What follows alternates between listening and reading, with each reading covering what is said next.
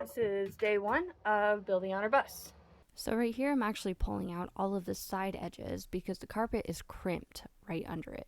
So as soon as the whole bed structure is out, we're going to have to pull out the carpet. We wanted to do all of this right and correctly.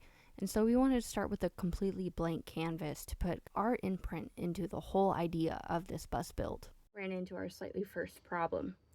We got coolant lines attached to the heater. And we want to take out all of the heaters and put in our own diesel heater. So we didn't have the necessary tools to cap off the heater, so we decided to move on to this. I tried my dear hardest to get this one last bolt snapped off because all of the other bolts were just fine. They came off just fine, but this one last bolt was just kind of being stubborn. So I tried to snap it off with the leverage of the lift, but obviously that didn't work. So I had to make a trip to the hardware store and I had to buy a whole new tool to cut off this bolt.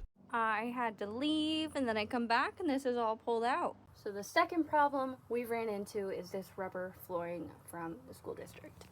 This is the tool that we have right now, which is working better than just trying to pull it up.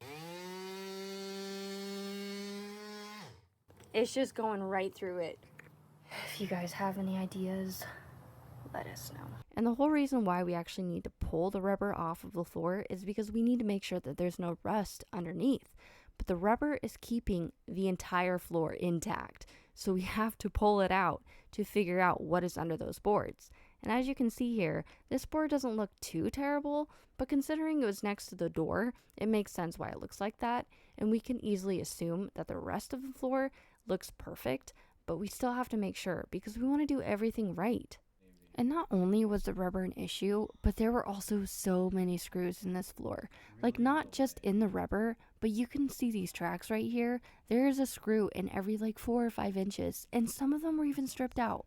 But it actually turns out that we later found out that it was just those front few screws because they were packed in with dirt, and that's why they were getting stripped out. We were easily able to pull out the rest of the screws throughout the entire bus without using this method. So if you're like us and you're building a schoolie, don't do this and test all the screws first. So we ended up getting all of it out, and next thing to do was to pull out the rubber of the center aisle, and that actually started to seem pretty easy, but it wasn't. Because the first few inches actually came up easy, but the rest of it started to give us a pretty hard time.